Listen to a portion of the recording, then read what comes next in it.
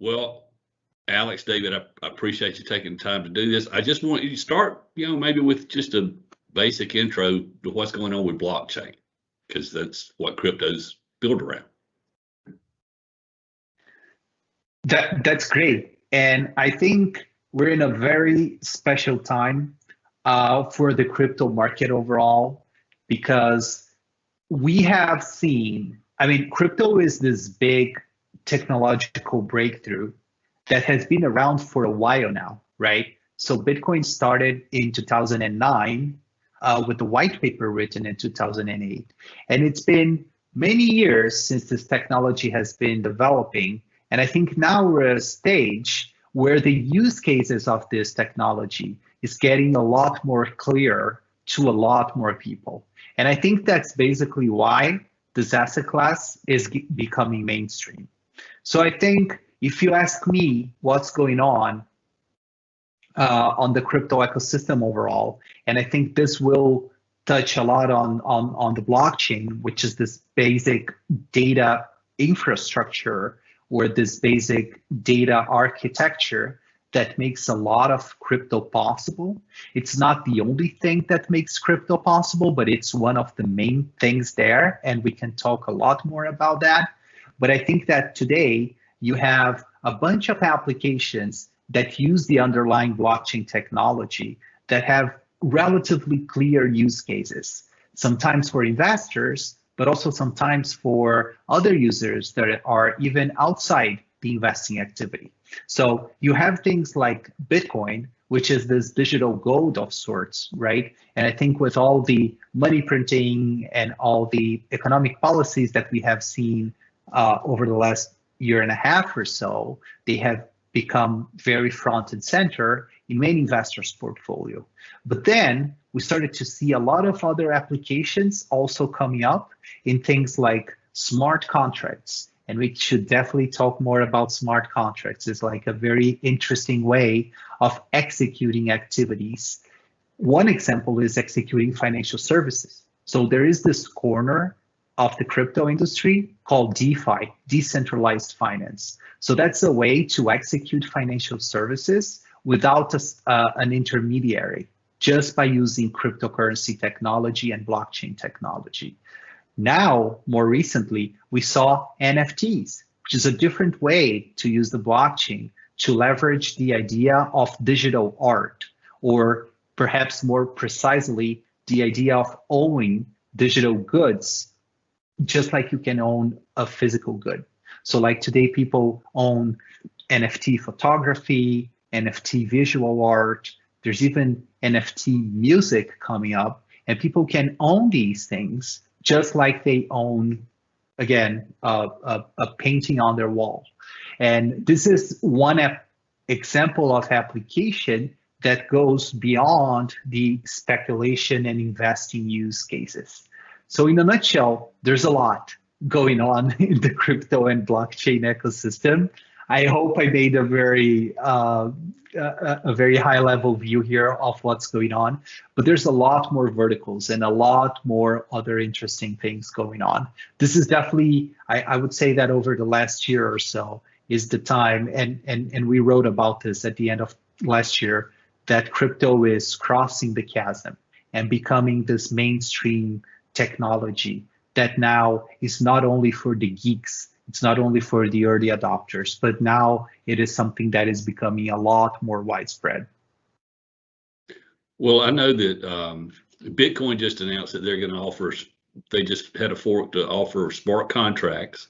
I know Ethereum, Solana, and Cardano all offer kind of smart contract form factors. I don't know what software, is it just competing software? What's the deal here? Yeah, this is a great question. Do you want me to do a quick overview of what a smart contract is, or should I just go straight to the networks and tell how different they are? No, you can certainly explain it to us.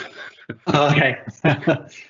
Smart. I mean, we like to say that crypto has brought a few fundamental breakthroughs and allowed us to do things that were not possible to do before. One of these things is the idea of a smart contract. And I'll tell you that I think one easy way to think about a smart contract is think that in crypto, you can build transactions that are more sophisticated than a simple payment transfer, right? Which is not something you can do in the real world, in the physical world. Like imagine a traditional commodity, a bar of gold or a barrel of oil. Like I can transfer that to you, but there's not a lot more I can do with it aside from like using the commodity. There are not many more complex transactions that I can do. But in crypto, that's possible because crypto basically is transferring this ownership and transfer mechanism to the internet. So a simple example is when we think about a Bitcoin transaction or a crypto transaction, usually the transaction we have in mind is like Joe is sending Bitcoin to David. And that's the transaction you usually have in mind. But the interesting thing is that you can actually do much more complex transactions than that. You could do something like Joe is sending a Bitcoin to David, but only if Alec also agrees with the transaction. So that might look a little bit more like an escrow account, right? Those things that people use to buy real estate and those things, maybe companies use for M&A transactions. You could make it even more complex. You could do it, hey, I'm sending this Bitcoin to David, but only if Alec agrees, but only 10 years from now. The transaction is not going to execute now, only in 10 years. So like this sounds more like a trust. So the idea is that as you start to add these conditions to these simple transactions, they start to look a little bit more like a contract and a little bit less like a direct payment. So that's basically the idea of a smart contract. These are transactions that execute, they are self-executing, that's how we say, because they don't need a physical contract, they don't need a witness, they don't need any third party to blast that transaction. This is something that a transaction that will execute just like a contract in the real world, but without any trusted third party. So that's basically what smart contracts are about.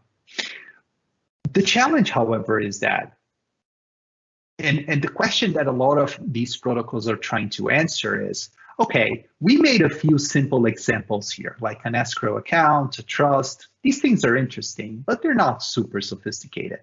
So I think the question that is being answered right now is how more complex can we do these things? I mean, what types of other more complex services can we do? And that's the question that Ethereum went on to answer. So today on Ethereum, you can do actually very complex transactions. You can do trading, you can do lending and borrowing, you can even do some simple versions of asset management, you can do derivatives, you can do insurance. So you can do a bunch of financial services in the same way that I just described our simple escrow account here. These things are totally executed by the blockchain networks, by these crypto networks. So, and that was very successful. That's what led to the DeFi ecosystem. That's what we call the decentralized finance ecosystem. So it is this idea of executing all these financial services in a decentralized fashion. Ethereum chose to be able to do these very complex transactions, but that comes at a cost. So Ethereum is less secure than Bitcoin because of that. Bitcoin is purposefully made to handle only relatively simple transactions. And that's why it's so secure. While Ethereum, it chose to do these more complex transactions, and that's why it's a little less secure than Bitcoin. And then other networks came and say, hey, maybe I don't want to be as secure as Ethereum. Maybe I can be even a little bit more centralized, but what if I can process more transactions than Ethereum can? So that's what a lot of these other newer technologies are about. They're about like processing more transactions.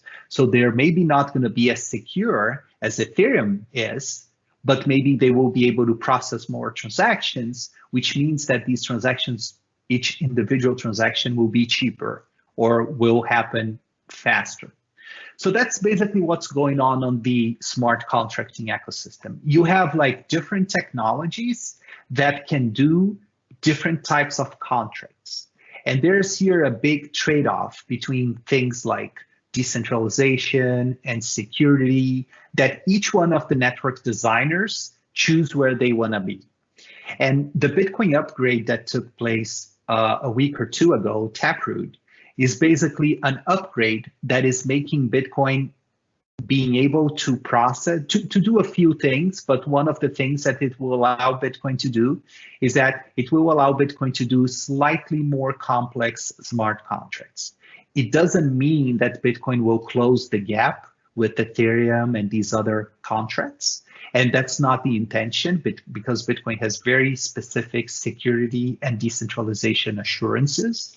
So that's not it, but this gap will shrink a little bit. So that's kind of a very exciting development that just took place in Bitcoin.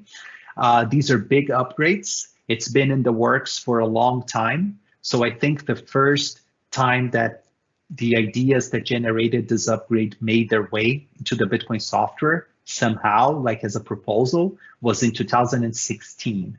And the ideas were being thought of and researched even before that. So these are upgrades that take a very long time to be researched and developed. And Bitcoin just reached this milestone very recently. So it would be helpful for me to think of these more as networks than programming.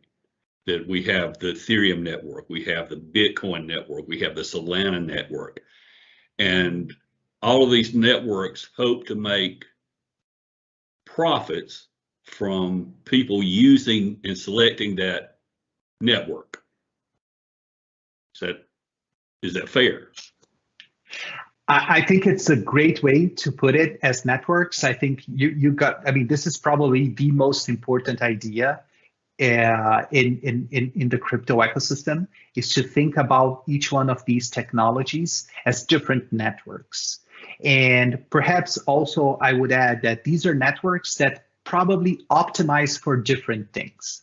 Just like you have different companies that might do different things, right? Just like Oracle is different from Facebook, just like Twitter is different from Apple. They're all technology companies, but they do different things. It's kind of the same thing that happens in the crypto ecosystem. You have different networks that optimize for doing different things. I guess one more thing I would say is that you can think of the crypto asset, I mean, the thing that you can actually buy from each one of these networks, as this token or this incentive mechanism that keeps all the parts working together. So that's how I like to think about them. They don't necessarily need to have a profit motive. I would say that probably most of them don't in terms of financial profit. But what I think the objective here is to create a service that is useful. And if people want to use that service, they will somehow need to own the token. So in the case of Bitcoin, it is this digital gold, this very decentralized and accessible payment and settlement network. In the case of Ethereum, you can think of it as this supercomputer that can execute smart contracts. So each network will have a kind of a different utility and also at different levels of scarcity. So one way I actually really like to think about the tokens, the crypto assets themselves, is actually a little bit like commodities. You can think of them as having some sort of utility, some sort of scarcity. And that's kind of how they derive their value.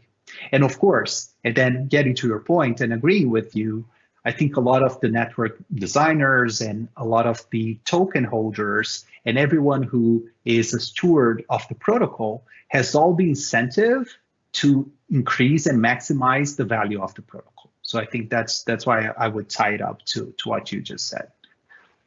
Well, I would just, I understand what you said because I've gone to Cardano's side, and they have these lofty aspirations. They, I think, the free human rights. I mean, it's beyond, we're going to try and make $1 million. We're trying to change the world here.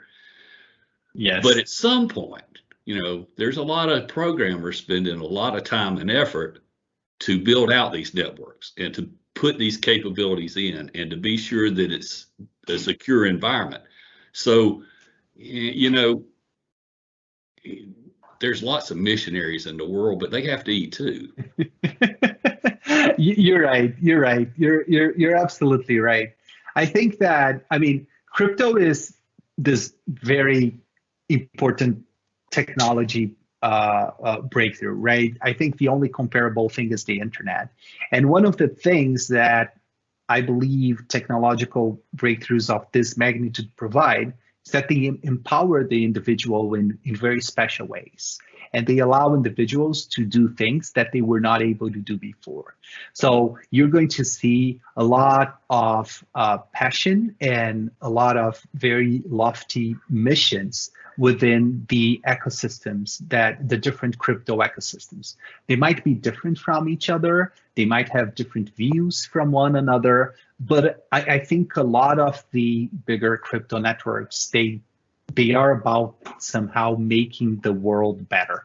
I would say that maybe the way to tie this to the value proposition is that by deriving this asset that is very useful and that it also has some level of scarcity, you should expect it, or you can expect it to attain value at some point in time, or to secure a price that could be higher than it is today.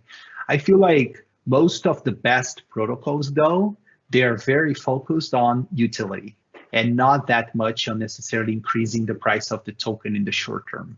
Just like perhaps a company might be more focused on serving their clients than on generating a profit in the short term. Just making an analogy here, crypto protocols are very different from companies. They're like decentralized. They're not a central entity. But I feel like there's this trade-off. It definitely exists. Well, I did notice that there was an announcement that Three Arrows and another venture capital firm had tossed like $230 million into something called Avalanche. And Deloitte has a deal with Avalanche that they're going to use to work on FEMA contracts for the U.S. government. Now, I understand a little bit about that because my daughter happens to work for FEMA, and having the recovery and making sure everything fits into the government's categories of what's coverable and what's not is a pretty big deal. So I get the utility of that, but kind of explain to me how this is working from a corporate point of view. There's obviously some venture capitalists that have invested in a company, and this company already has a token and a network that they're going to use for a specific purpose. And I guess the point of the token, which is number 11 and won't hit you guys for another month or so, is that token will appreciate in value. And I guess the guys that start the company own some stock and some tokens. How does that work? Yeah, no, this is a great question. Maybe I think Avalanche is a protocol that I think is trying to compete roughly in the same arena that Ethereum is. So it's kind of trying to become one of the dominant smart contract platforms. So why don't I just use Ethereum as the base example of how the economics behind it work? And I think this can be applied to things like Avalanche and Solana and a lot of these other, we call them layer one tokens. These are like the platforms upon which a lot of these smart contract applications are built. Okay. So you can think of Ethereum as this big computer, and this big computer is very special in a way that it can execute these smart contracts, right? So it can execute these sophisticated contracts without any trusted third party in the middle. And you can think of the Ethereum token, the crypto asset. It's actually called Ether. You can think of Ether as the gasoline that makes this engine work. So just like if I have a car and if I want to drive my car, I need to buy some gasoline and I need to put gasoline in my car. The same thing happens on the Ethereum network.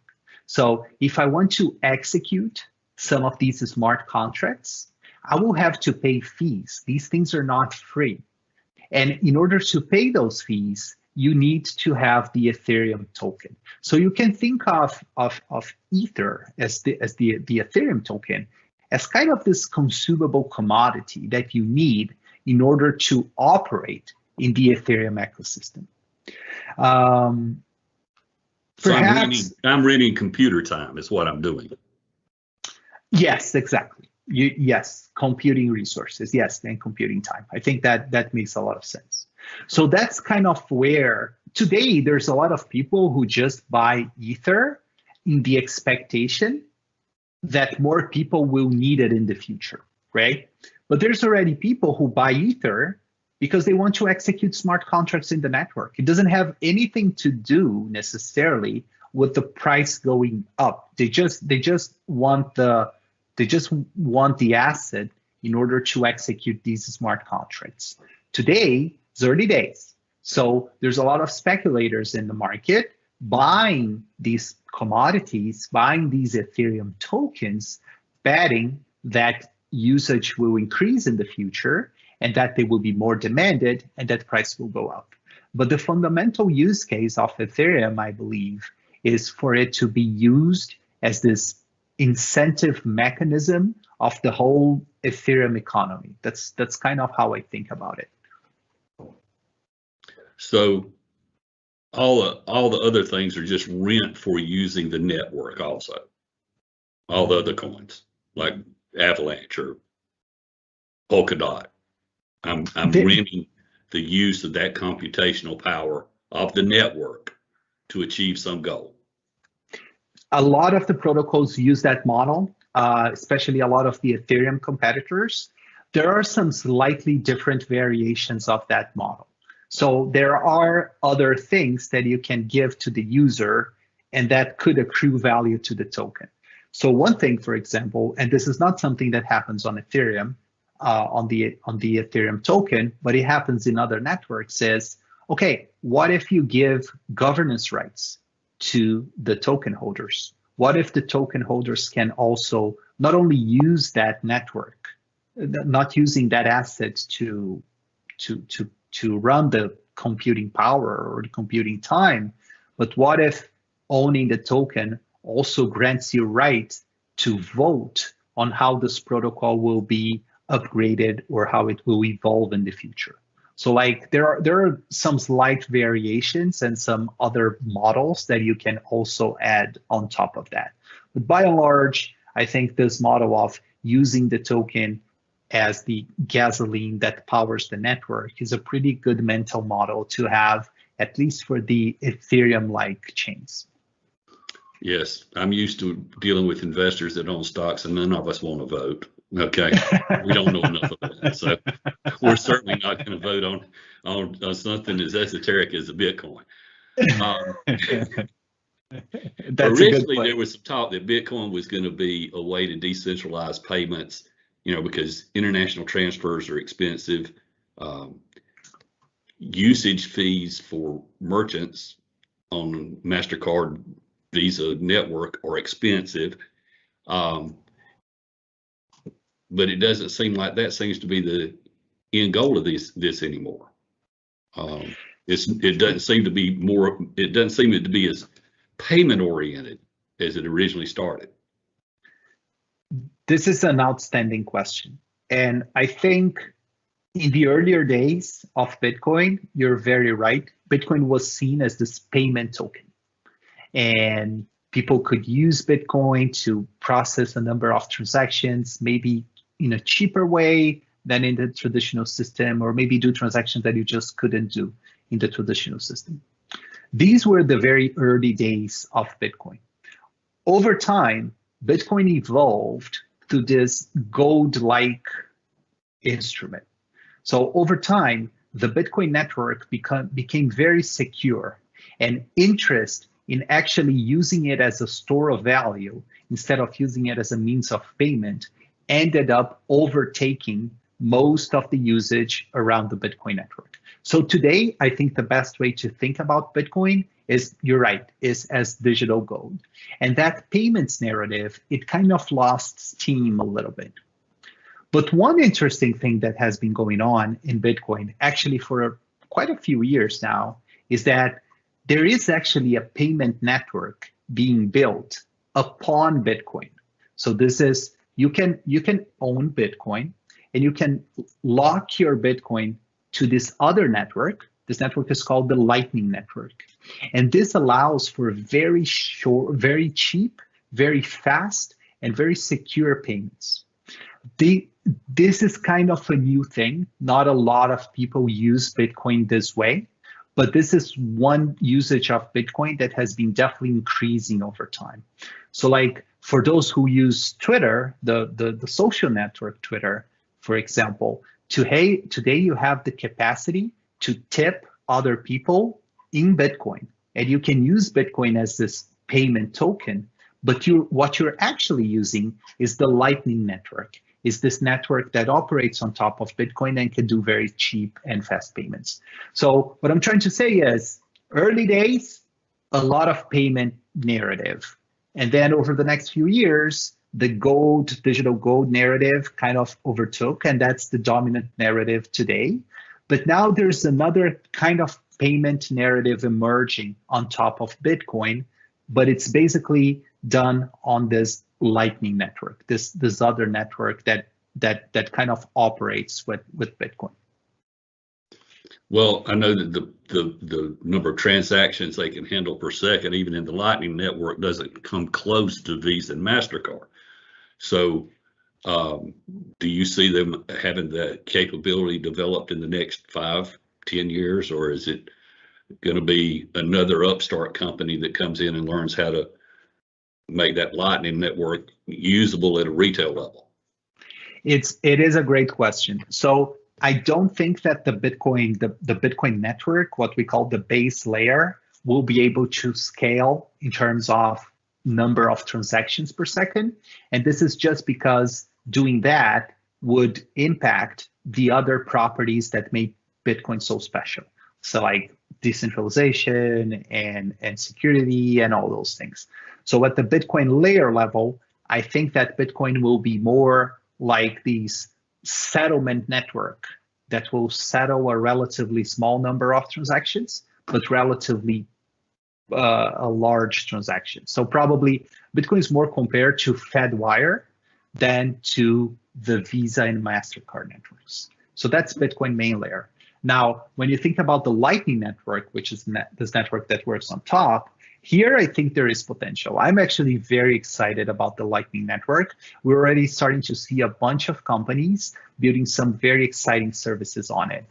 The thing with the Lightning Network is that it gets more interesting the more people are actually using the network. The Lightning Network uses a routing mechanism that is a little bit like the internet. So basically, we're like passing payments from me to Alec and Alec to you, and that's how it kind of can scale. So as we're seeing more and more people and more users onboarding into the Lightning Network, I think it kind of adds a lot of robustness and a lot of performance to the network. I'm actually very excited about it. It's something that has been in the works for a long time, and that now I feel like is really ready for prime time. I have read about online gaming via the blockchain, and I'm kind of confused as to how would that network differ from the technology that gamers use today? Yeah, no, this is also a great question. And I think it speaks a little bit to how broad the applications within crypto are, right? We've already discussed DeFi and smart contracts. We already discussed Bitcoin, digital gold, and this payments network. And now we're discussing the gaming side of things. I think there's a number of ways in which crypto can impact gaming. some are more simple. So think about, for example, if you want to do in-game payments. And I'm not a super gamer, but my son is, so I kind of see what he's doing. That's the gaming experience that I have. And imagine that if you want to pay for an in-game item, right? One thing you could do is you could use Bitcoin or the Lightning Network to do that payment in a much simpler and faster way than actually swiping a credit card. So that's one way in which crypto could impact gaming. But I think that the interesting story here is that it could actually go way beyond that. And that brings us to another corner of the crypto industry, which are the NFTs. So these are like digital objects that you can own, just like you own a physical object. And imagine that you're in a game, and let's say that there is a certain artifact, let's say a sword or a shield, and that you can actually own these things, that these things are scarce, and you can own them. Maybe you can port them to other games. Maybe you can sell them to other people or to other gamers. So I think that the design space here is very broad, actually, and we could see a bunch of very interesting new applications that could come from this new way of doing games. There's a big movement on other areas like play to earn. So there's a lot going on the gaming ecosystem. That's kind of a world in itself in crypto. But I think these two examples already show how interesting and how new ways of gaming or new ways of doing these things crypto can provide. You reminded me of that movie. What is it? Ready Player One. I don't know if you saw it. But I know you guys are coming out. For example, you have the Bitwise 10 index, and I know that you're coming out with one based on compound. And I know that the index is held at Coinbase, but I noticed you're using something called Alaska Trust as the trustee for the assets on this compound fund. How do you choose, and why do you choose different custodians or trustees? Yes, I can talk a little bit about that. Alec, feel free to chime in if you have anything to add. We at Bitwise, one thing we do is that we screen and research and talk to all the service providers to make sure that we're also using the best players in the space.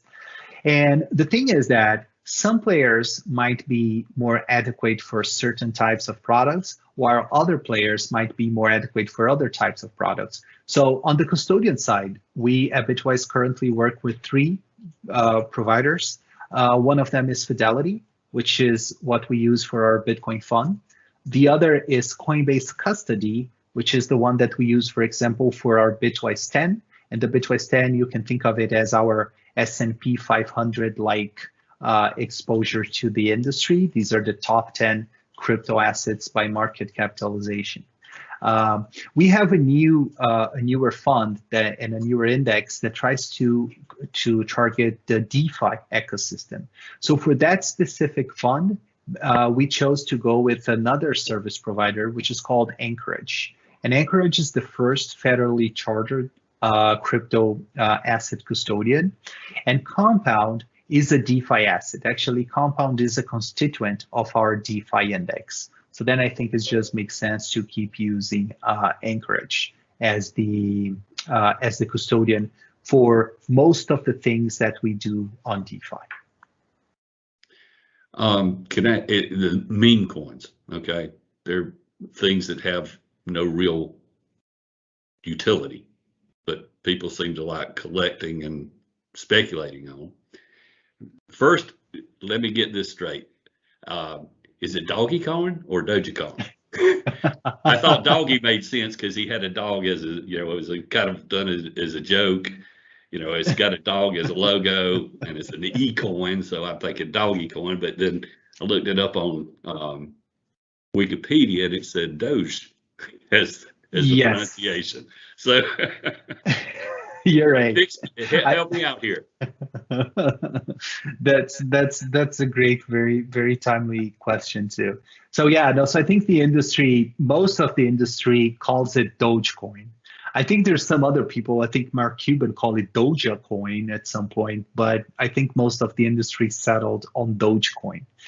And I think the best comparable, actually, before I get into this, Dogecoin is not part of any of our indices, not because we like or dislike the investment case, but just because there are certain characteristics in the protocol that make it not possible to join it. We have a bunch of screening filters, and Dogecoin didn't clear all of those.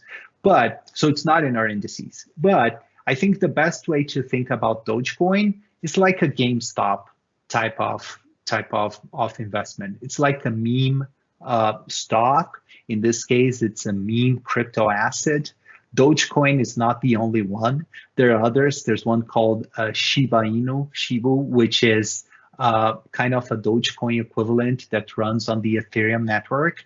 And I think a lot of these things, they trade in this speculative meme that is around them. I mean, I think there is value on the meme space and the meme ecosystem. Again, these coins don't clear the filters that we have for the Bitwise 10, but I think the best way about thinking of them is to think of them as like a GameStop or these sort of things. I personally, it's not the type of investment that I'm interested in, but I think each investor should make their decision on whether or not to own these things, but knowing fully that they are not actual technologies that are innovating with a different technical architecture or a different specific solution.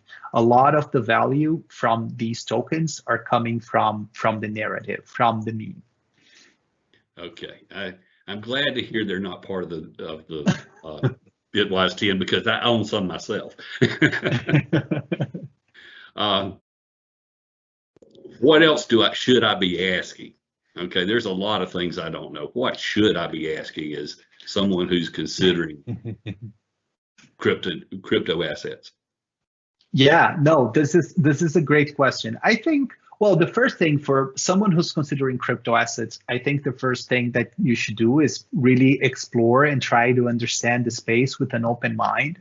This is like early stage technology, but these are very important fundamental technological breakthroughs. So these things will be volatile. They will go through cycles.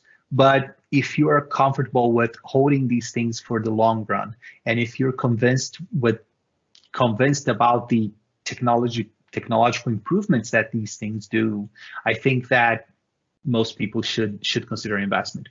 We covered a lot of ground, Joe. So we talked about digital gold, we talked about smart contracts, we talked about NFTs, we talked about meme coins. But the interesting thing is that there's even more happening on the crypto space. Probably the latest that has been discussed. Actually, there's probably two topics that have been in the mind of a lot of or many crypto investors. One of them is the idea of DAOs. So that's, and I'm going a little bit deep in the weeds here, but these are, think of them as, and DAOs stand for decentralized autonomous organizations. So these are kind of cooperatives of people that coalesce around a certain objective. And they use a crypto network to kind of coordinate those efforts. So it's basically just using crypto as this management tool for people to do a certain objective. And one very interesting thing that happened last week is that one group of crypto investors or one group of crypto enthusiasts, they got together and they decided to bid on a very special auction that was happening on Sotheby's. And the auction was about a first print edition of the US Constitution. I think one of the 13 only remaining samples. And it turns out that this thing became so viral that they ended up raising something like $43 or $46 million and almost ended up winning the auction. They ended up outbid at the very end. But they raised a fair amount of capital. And this is something that a lot of people have been talking to. So the idea, and I think this was kind of a prime showcase of this use case of crypto technology. So the idea of people coalescing around a certain objective and using a crypto network as the funding mechanism and as the coordinating mechanism to achieve a certain goal, whether that's to acquire a certain specific good in an auction, or maybe fund a certain cause. I think that this is something that we're going to hear more in the future. So this is the idea of DAOs, again, decentralized autonomous organizations. And the second thing that we've been hearing about, and which I think is also very interesting, is that we're seeing a bunch of these larger and very mainstream and well-established technology companies like Facebook and Microsoft. They're all announcing that they're making an effort to move into the metaverse. And the idea of the metaverse is this kind of virtual environment where people can kind of interact with one another. It's kind of a new stage on the internet. Facebook made a very clear statement that they actually want to be a metaverse first company. And depending on how this whole ecosystem evolves, there could be some very interesting crossovers between this idea of metaverse and crypto. So like your possessions in this virtual world would be NFTs. Maybe the currency that you're going to use to pay for things in this metaverse would be Bitcoin. So things like that, I would expect to hear more about DAOs and more about this idea of the metaverse going forward when we're thinking about like 6 to 12 months from now. So there's a lot going on in the crypto space. No lack of innovation and new things being tried out. Well, I certainly do thank you for your time. I've taken up enough of it, I know. I got a little clock up here that says our meeting's supposed to have been over 5 minutes ago. So this is great. I do thank you so much, though, for taking the time to speak with me. And Alec, I sure appreciate you putting all this together. Absolutely, Joe. Thank you. And just wanted to say, if folks are hearing this and they have more questions, because we could talk about these things for hours. So feel free to keep the conversation going with us. We're always available to you. All right. Yes. Thank you, guys. Have a happy Thanksgiving. You too, Joe. Thank you, Joe. Happy Thanksgiving. Thank you, Alec. I'll see you. Goodbye. Bye.